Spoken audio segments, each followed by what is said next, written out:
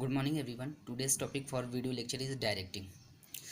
So first of all I will introduce the topic that what is directing.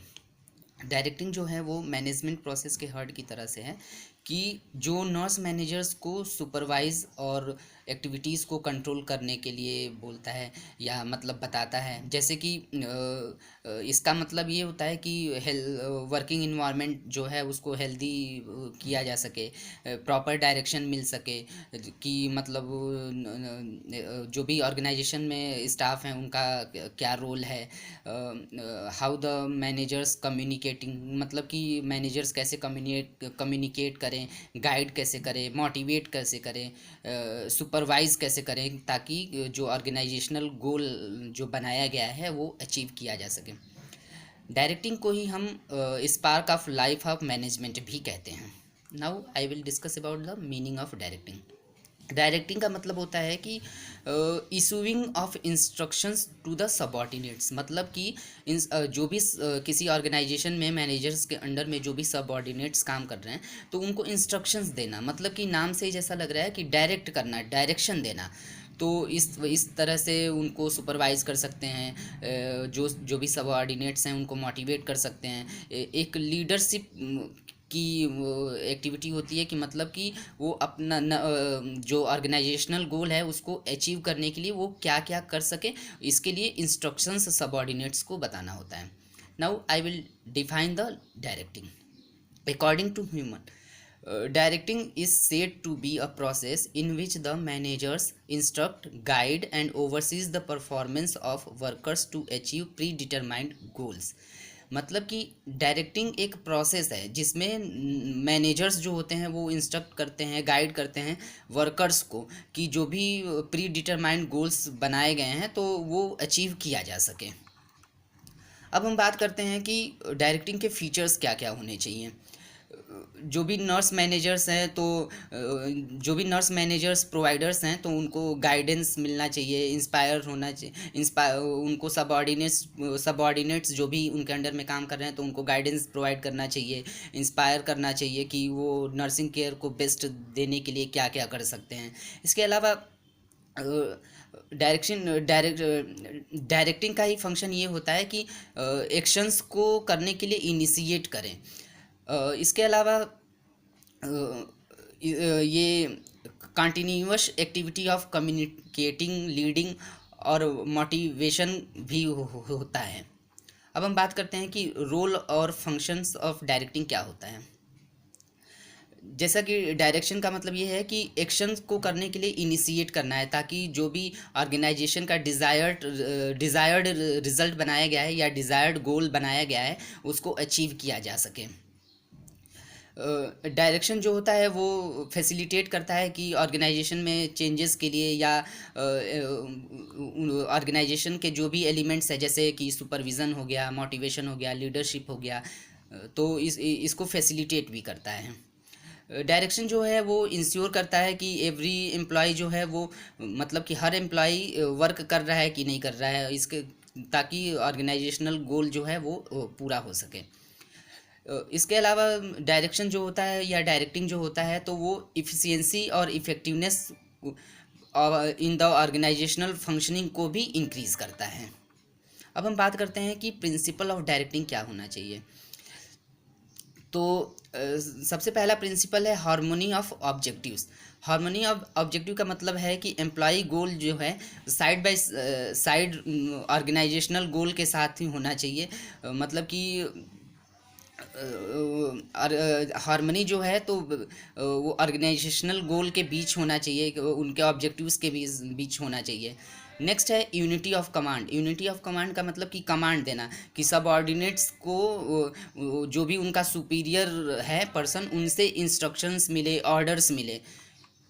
Next है appropriate technique कि मतलब कि जो nurse ही नहीं, जो भी मैनेजर्स हैं ऑर्गेनाइजेशन में, जो भी मैनेजर्स हैं तो उनको करेक्ट डायरेक्शन टेक्निक यूज़ करना चाहिए कि मतलब कि अप्रोप्रिएट मेथड यूज़ करना चाहिए कि जैसे जो भी सुपीरियर लोग हैं तो उनको सबऑर्डिनेट्स को ऑर्डर देने के लिए या कोई भी वर्क देने के लिए अप्रोप्रिएट टेक्निक यूज़ करना चाहिए कि मतलब डायरेक्शन अच्छे से देना चाहिए।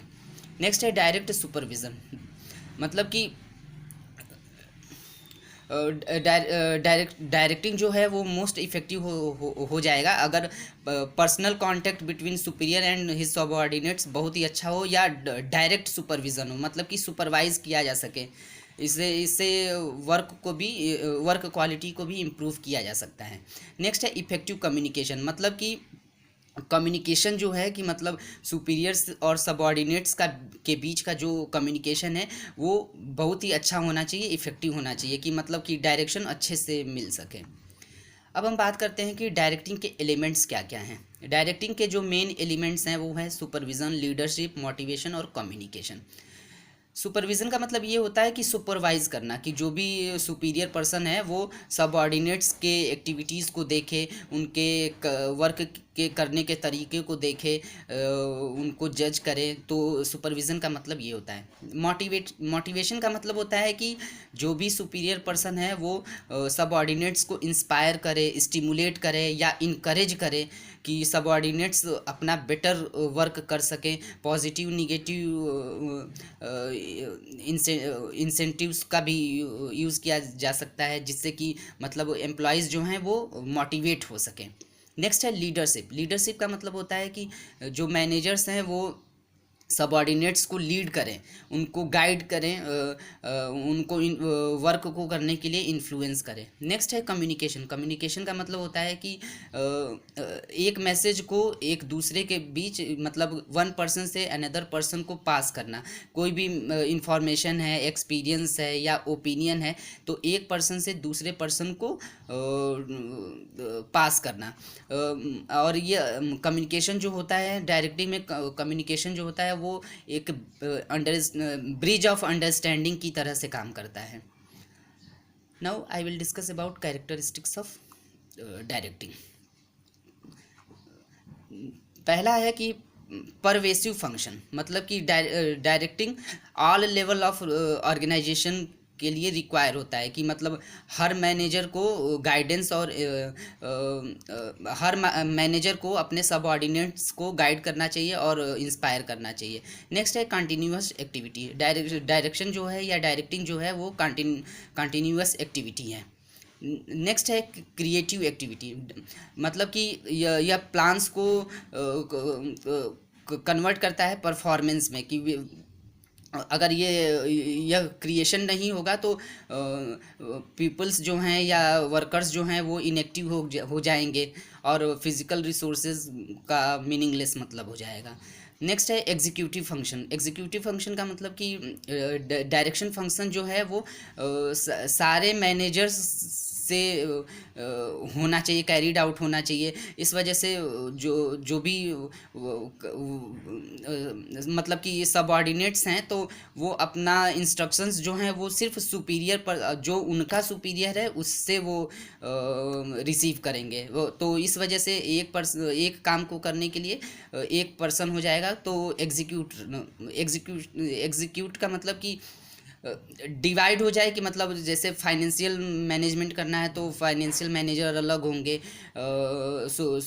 सुपरविज़न का काम करना है तो सुपरवाइज़र्स अलग होंगे। तो इस वजह से जो भी उनके अंडर में सबऑर्डिनेट्स हैं तो वो काम करना उनके लिए इजी होगा, कि जो भी इंस्ट्रक्शंस लेना है तो वो अपने सुपीरियर पर्सन से ही ले सकते हैं। नेक्स्ट है डेलीगेट फंक्शन। डेलीगेट का मतलब ये होता है कि अपने फंक्शन को किसी दूसरे को, अपने रिस्पॉन्सिबिलिटी को किसी दूसरे पर्सन को दे देना, या मतलब कि डेलीगेट कर देना। Now I will discuss about importance of directing. Directing important क्यों है? क्योंकि डायरेक्टिंग जो है वो गाइड करती है और इसके अलावा सबऑर्डिनेट्स को हेल्प करती है कि जो भी उनको टास्क दिया गया है तो उसको प्रॉपरली कर सके, उसको कम दिए गए टाइम ड्यूरेशन में उसको पूरा कर सके।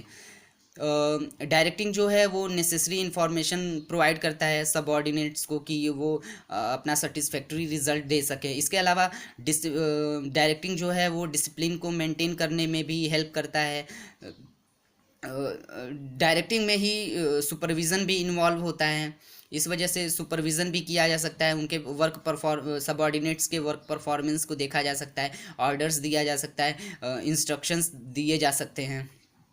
डायरेक्टिंग में ही लीडरशिप भी इंक्लूड होता है, क्योंकि ये कम उसके एलिमेंट्स हैं, तो मतलब कि जो भी एम्प्लॉयज़ काम कर रहे हैं तो उनको लीड किया जा सके.